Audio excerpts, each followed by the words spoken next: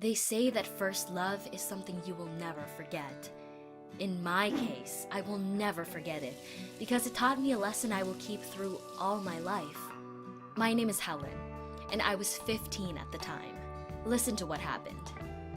I was studying at school when all my female friends suddenly started getting boyfriends, our age or a bit older. I was looking at them, clearly envious. I wasn't the prettiest one, but I was also ready for my first romantic story. I was the only single among my friends, and felt really awkward when we went out and they brought their dates with them. But one day, my prayers were heard. I went to the mall alone, and as I was hanging around, a guy came up to me to ask my number. We chatted for a while.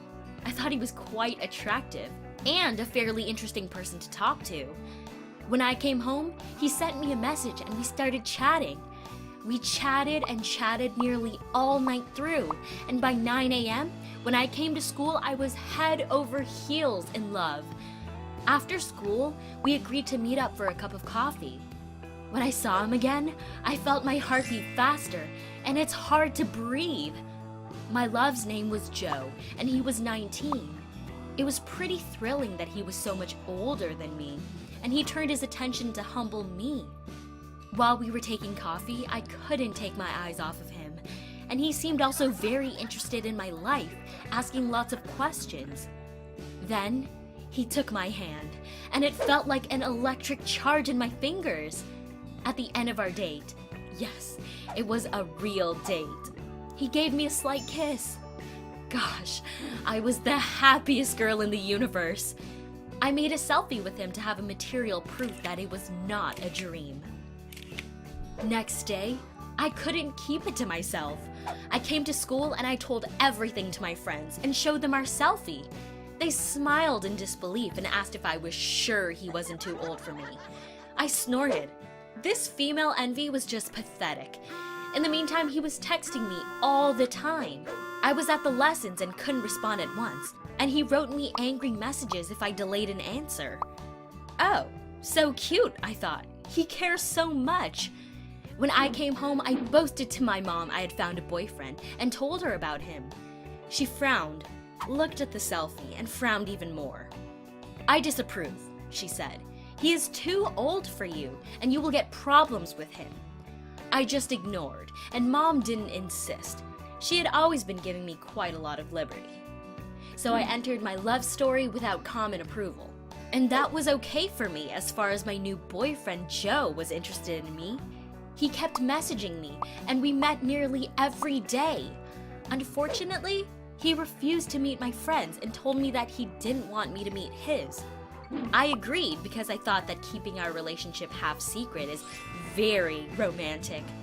Sometimes he became pushy with me. Apart from the fact that I was supposed to respond him at once, he always made me meet him anytime he wanted, even if it wasn't comfortable for me. It happened pretty often, and I was getting a bit nervous because of this.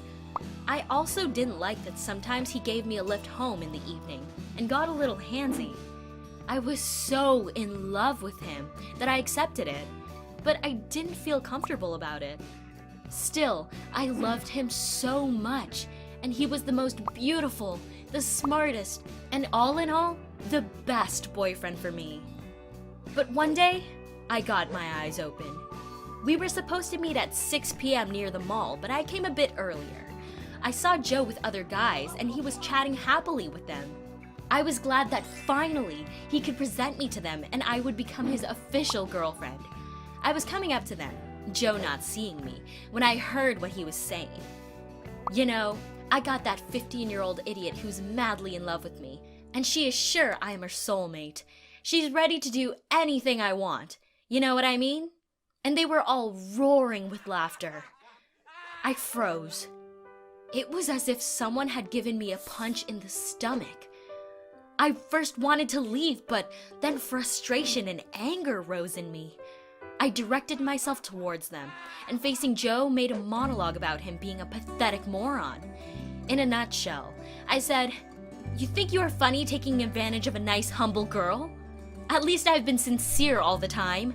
And now think how cool you are having a 15-year-old idiot shouting at you in front of everyone. And I left with dignity.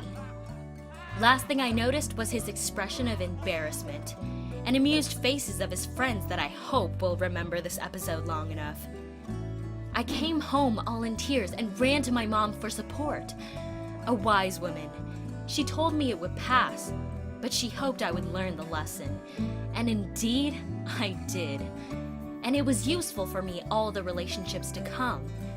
From that moment, I was more attentive to what people I am with really represent and what my friends and family think about them. I'm glad that episode was my first step towards the maturity.